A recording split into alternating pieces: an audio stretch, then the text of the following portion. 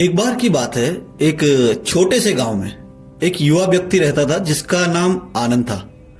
वह जीवन में बहुत संघर्ष कर रहा था और लगातार यह सोचता था कि वह सफल क्यों नहीं हो पा रहा है। हर काम में उसे असफलता मिलती, चाहे वह कितनी ही मेहनत क्यों न करता। एक दिन निराश होकर उसने निर्णय लिया कि वह भगवान बुद्ध के पास जाएगा और उनसे अपने जीवन की समस्याओं का समाधान पूछेगा। आनंद ने लंबी यात्रा तय की और बुद्ध के आश्रम पहुंचा। वहां पहुंचने के बाद उसने बुद्ध के चरणों में प्रणाम किया और कहा, भगवान, मैं जीवन में सफल नहीं हो पा रहा।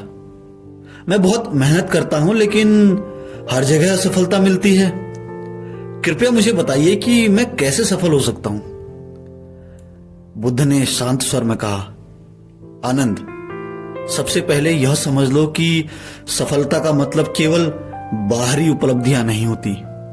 सफलता का माप तुम्हारे मन की शांति, धैर्य और आत्म संयम से भी होता है। जब तक तुम अपने मन की अस्थिरता को शांत नहीं करोगे, तब तक तुम सच्ची सफलता प्राप्त नहीं कर सकते। आनंद ने बुद्ध से पूछा, लेकिन भगवान, मैं क्या करूं ताकि मेरा मन स्थिर हो और मैं सच्ची सफलता पा सकूं? बुद्ध ने उसे एक पेड़ की छाया में बैठने को कहा और फिर बोले, आनंद, इस पेड़ की तरह बनो।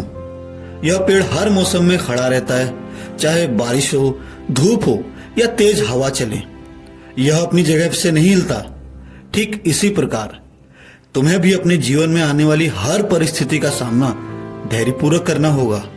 चाहे कितनी ही कठिनाइयां आए, तुम्हें अपनी राह से नहीं भटकना चाहिए। आनंद ने ध्यान से बुद्ध की बात सुनी, लेकिन वह अब भी कुछ संशय में था। उसने कहा, भगवान, परंतु असफलताओं का सामना करते हुए मन दुखी और थका हुआ हो जाता है, तो क्या करें? बुद्ध ने मुस्कुराते हुए कहा, आनंद, हर असफलता एक नया सबक सिखाती है।